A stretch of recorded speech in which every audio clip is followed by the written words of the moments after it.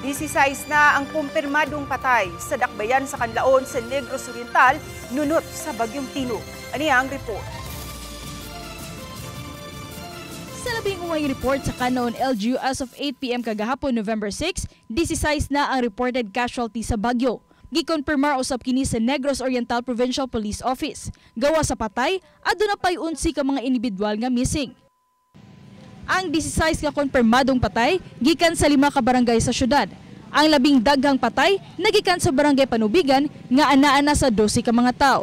Naglakip niini ang usa ka pamilya nga namatyan og 3 anyos nga batang babae ug usa ka college student.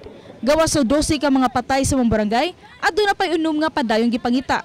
Adunay tagduha ka missing sa barangay Malaiba ug Linutangan ug usa-usab sa barangay Mabigo. Saad sa LGU sa mga kabanay sa mga na-missing nga dili sila muundang sa pagpangita kanila.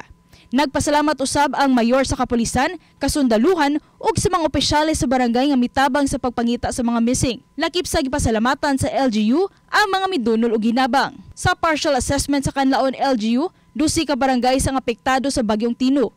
Ang barangay Panubigan mao'y ground zero tungod sa dakong baha. Subay niini, gipailaw na usab sa state of calamity ang tibuok Canlaon City. Tumong niini ang paspas nga pagpagawa sa Quick Response Fund alang sa dinali ang tabang sa mga apektado. Matod sa lokal nga kagamhanan, tungod sa dakong kadaot, nagkinahanglan sila sa abag sa provincial ug national government.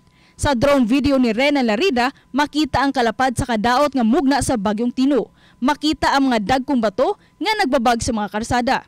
Matod sa LGU, gikan sa Bulkang Canlaon ang mga dagkong bato nga gianod sa kusog nga baha.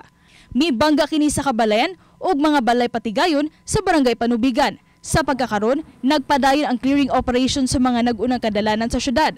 Wala pa mahibalik ang kuryente ug walay internet. Nagrasyon na og tubig ang provincial government pinaagi sa PDRMO. Sa pangutana kung kinahanglan bang magdeklarar og state of calamity ang probinsya, wala pa.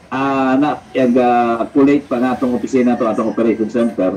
Kulate pa o on-site yung kinatibukan. Ako si Orchid Lapinkaw, Balitang Bisdak.